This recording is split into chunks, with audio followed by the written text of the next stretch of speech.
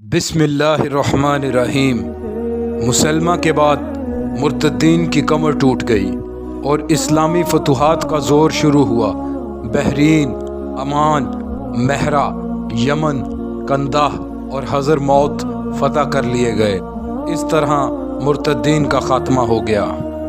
مرتدین کے بعد اسلامی فتوحات کا دائرہ اور بھی وسیع ہو گیا۔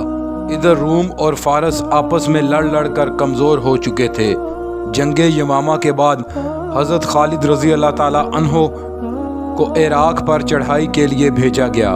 اس وقت حضرت خالد رضی اللہ تعالی عنہ کے لشکر کی تعداد بہت کم ہو چکی تھی، کیونکہ جنگ یمامہ میں بہت نقصان اٹھانا پڑا تھا۔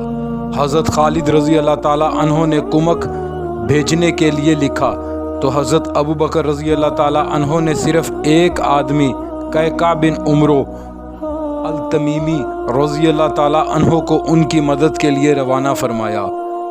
لوگوں کو بہت تعجب ہوا اور انہوں نے حضرت ابو بکر رضی اللہ تعالی عنہ سے عرض کی، آپ حضرت خالد رضی اللہ تعالی عنہ کی مدد کے لیے صرف ایک آدمی کو روانہ کر رہے ہیں، جبکہ لشکر کا بیشتر حصہ اب ان سے الگ ہو چکا تھا۔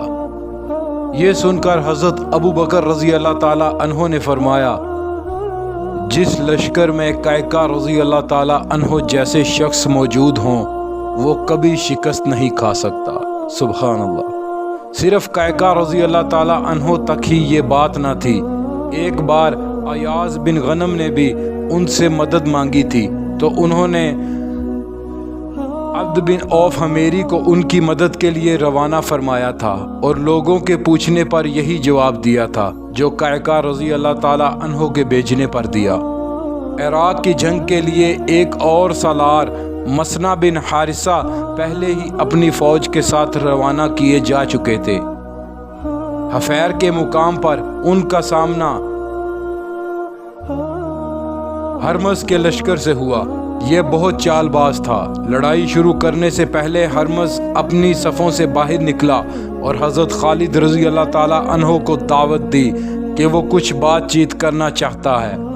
اسے حضرت خالد رضی اللہ تعالی عنہ کے بارے میں اچھی طرح معلوم تھا کہ وہ کس قدر بہادر، جری اور عظیم سپہ سالار ہیں۔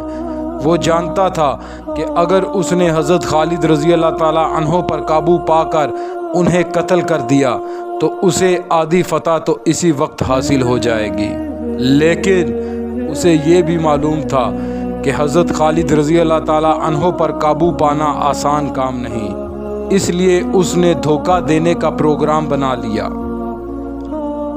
اور اپنے 15-20 سواروں کو ادھر ادھر چھپا دیا اور انہیں سمجھا دیا کہ جو ہی خالد رضی اللہ تعالی عنہ نزدیک آئیں ان پر ٹوٹ پڑنا اور انہیں قتل کر دینا۔ ادھر حضرت خالد رضی اللہ تعالی عنہ نے ہرمز کی دعوت کے بارے میں سنا کہ وہ باہم گفتگو چاہتا ہے تو گھوڑے سے اتر کر پیدل ہی چل پڑے۔ جوں ہی وہ نزدیک پہنچے، ہرمز کے ساتھی شور مچاتے ہوئے ان پر حملہ آور ہوئے۔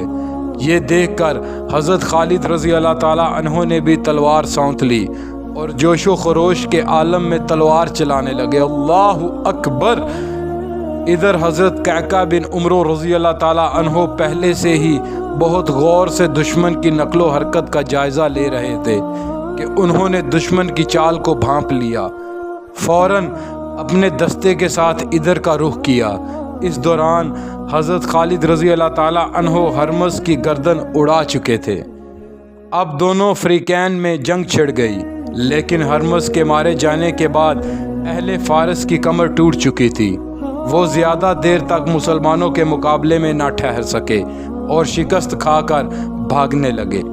مسلمانوں نے رات کے اندھیرے میں دشمن کا تعاقب کیا اور دریائے فرات کے بڑے پل تک انہیں قتل کرتے چلے گئے، اور اس طرح اہل فارس نے جو گڑھا حضرت خالد رضی اللہ تعالی عنہ کے لیے کھودا تھا وہ خود اس میں گر گئے۔ حضرت خالد رضی اللہ تعالی عنہ نے مال غنیمت کا 5واں حصہ حضرت ابو بکر رضی اللہ تعالی عنہ کی خدمت میں بھیج دیا۔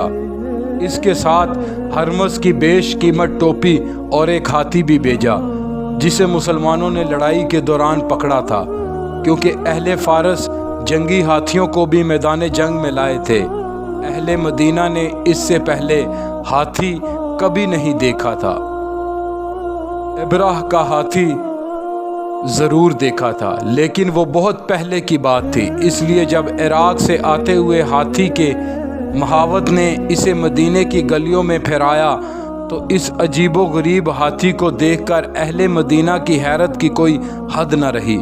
حضرت ابوبکر رضی اللہ تعالیٰ عنہ کو ہاتھی مدینے میں رکھنے کا کوئی فائدہ نظر نہ آیا۔ انہوں نے اسے محاوت سمیت واپس عراق بھیج دیا۔ ہرمز کی شکست کی اطلاع فارس کے شہنشاہ اردشیر کو ملی تو وہ ایک عظیم الشان لشکر لے کر مسلمانوں سے مقابلہ کرنے کے لیے نکلا۔ ادھر حضرت مسنہ رضی اللہ تعالیٰ عنہ اور حضرت خالد رضی اللہ تعالیٰ عنہ لشکر جرار لے کر میدان میں پہنچ گئے۔ اہل فارس مسلمانوں سے ہرمز کی شکست کا انتقام لینے کے لیے بے چین تھے۔ ان جنگوں میں حضرت خالد رضی اللہ تعالیٰ عنہ اکثر ایک جملہ دشمنوں سے کہا کرتے تھے، وہ یہ تھا، میں ایسے لوگوں کو لے کر تمہارے پاس آ رہا ہوں جو موت کے اتنے ہی عاشق ہیں جتنے تم زندگی کے۔ لڑائی شروع ہوئی۔ مسلمان اس بے جگری سے لڑے کہ اہل فارس کے چھکے چھڑا دیے۔ ان کی تلواروں نے بڑی بے دردی سے اہل فارس کے سر اڑانے شروع کر دیے۔ ان کے بڑے بڑے سردار پہلے ہی حملے میں مارے گئے۔ اہل فارس ان سرداروں کے مارے جانے سے بوکھلا اٹھے۔ مسلمانوں نے ان کی بوکھلاہٹ سے فائدہ اٹھایا اور انہیں گھیر گھیر کر قتل کرنا شروع کیا۔ اچانک اہل فارس کے پاؤں اکھڑ گئے اور تھوڑی دیر بعد وہ لشکر جو اپنی طاقت اور قوت پر فخر کر رہا تھا، جسے اپنی فتح یقینی نظر آ رہی تھی، اس بری طرح بھاگ رہے تھے جیسے بھیڑ بکریاں شیر کو دیکھ کر بھاگتی ہیں۔ اس دن 30,000 اہل فارس میدان جنگ میں قتل ہوئے۔ اگر اہل فارس کی فوج کا زیادہ تر حصہ کشتیوں میں سوار ہو کر پار نہ اتر جاتا تو اس دن ایک فارسی بھی مسلمانوں کے ہاتھوں نہ بچتا۔ کشتیوں پر فرار کا انتظام انہوں نے پہلے ہی کر رکھا تھا۔ حضرت خالد رضی اللہ تعالیٰ عنہ فتح کے بعد کچھ عرصہ مزار میں ہی رہے۔ مال غنیمت کا 5واں حصہ فتح کی خوشخبری کے ساتھ انہوں نے حضرت ابوبکر رضی اللہ تعالیٰ عنہ کی خدمت میں ارسال کیا۔ جنگ میں شامل ہونے والے اہل فارس کے ساتھ جس قدر سختی برتی گئی، وہاں کی رعایا کے ساتھ اتنا ہی نرم سلوک کیا گیا۔ ان تمام لوگوں کو کچھ نہ کہا گیا جنہوں نے جزیہ دینا منظور کر لیا۔ کاشتکاروں کو اس کے بعد جنگ ولجا میں بھی ایرانیوں کو شکست فاش ہوئی۔ جنگ الیس میں عربی نسل کے عیسائیوں کو شکست دی۔ اس جنگ میں عرب عیسائیوں کا ساتھ اہل فارس نے بھی دیا۔ اس جنگ میں فتح کی خبر جب مال غنیمت کے ساتھ حضرت ابوبکر رضی اللہ تعالیٰ عنہ کے پاس پہنچی تو انہوں نے فرمایا، خالد رضی اللہ تعالیٰ عنہ جیسا آدمی اب شاید ہی پیدا ہو۔ اللہ اکبر۔ اردشیر مزار کی جنگ سے فرار ہونے میں کامیاب ہو گیا تھا۔